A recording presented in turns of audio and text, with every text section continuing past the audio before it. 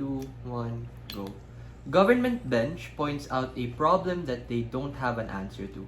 They say that corporate sponsors are going to be money hungry, profit maximizing, and everything that they will do will lead to the subjugation of these universities. Yet we really have to ask, if all of these things are correct, why would universities still agree to these sponsors? Hint, it's because they're not well funded. Government funding isn't enough, and when you don't have enough money, you have less of a capacity to educate people, which government bench is reliant on. So if our side is bad, I really would have appreciated even a single argument coming from them why their side is better, something that they didn't really do. Two issues in this debate. One, to what extent is the increasing involvement of these corporate sponsors going to manifest in these colleges and universities? And two, absent all of these corporate sponsors, what happens to these universities on the average case? Let's first start with the first issue. To what extent is this involvement going to manifest? Joseph and Matthew gave you tons of robust mechanisms that characterize the likely behavior of what these sponsors will act like.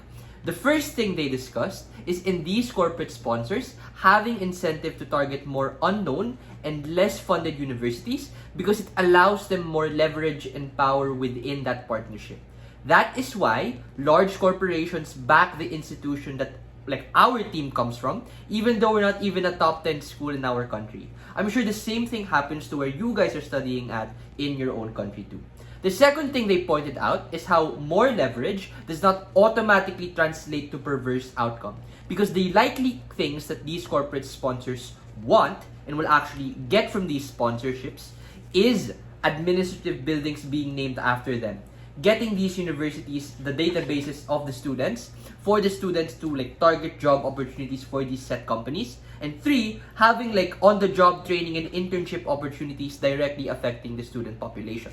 The third thing they pointed out is how absent this involvement, government actors and entities are not efficient enough to raise funding well, nor do they give enough funding to supplement all of these institutions, so there exists a large problem of underfunded colleges that continue to exist on side government. These three mechanisms are very important because it grounds and responds to the assertions posited by government bench. Are they going to be profit-driven? Yeah, probably.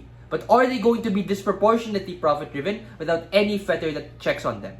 No, because it's not within their incentive, nor it is within their capacity to change how these schools teach students.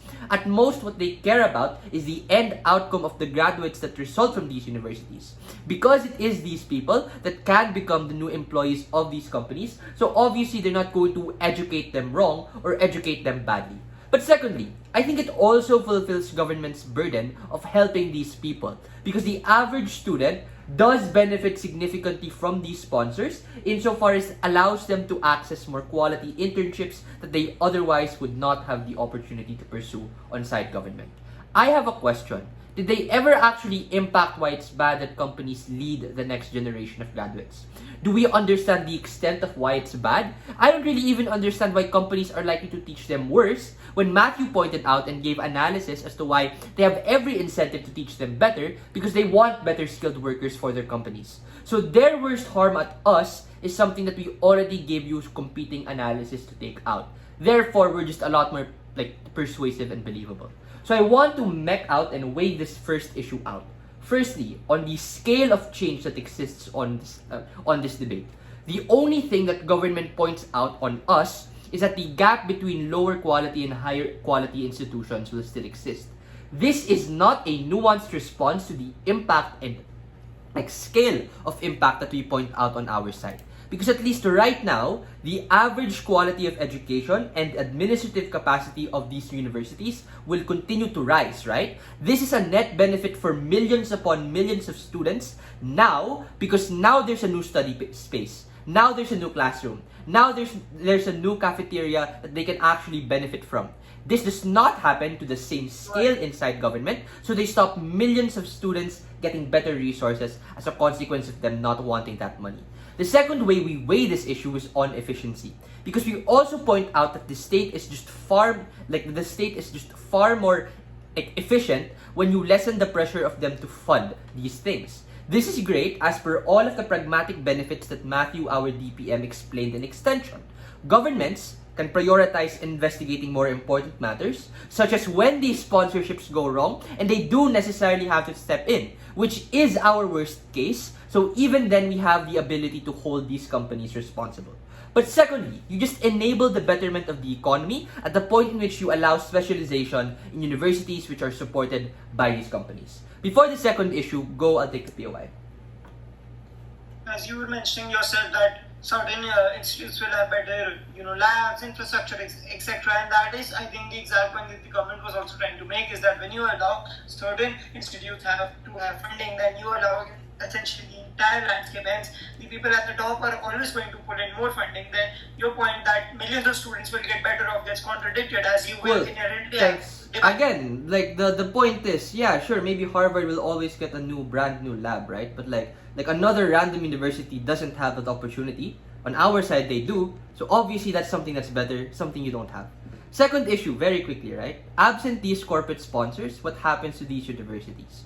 This is where GovWhip really needed to respond to Matthew, given that he explained the likely comparative that government did not defend. The likely comparative is that universities get less funding, less classrooms, less students, less teachers, because schools don't have the capacity to fund their institution well enough. Their comparative is that they don't even ever give lesser known institutions a chance to improve. They don't help the vast majority of students that study there. And the last piece of comparison that exists that they have to die on is because these institutions have less money, they have less of a capacity to educate these people well. Sorry, it's almost the end of my speech.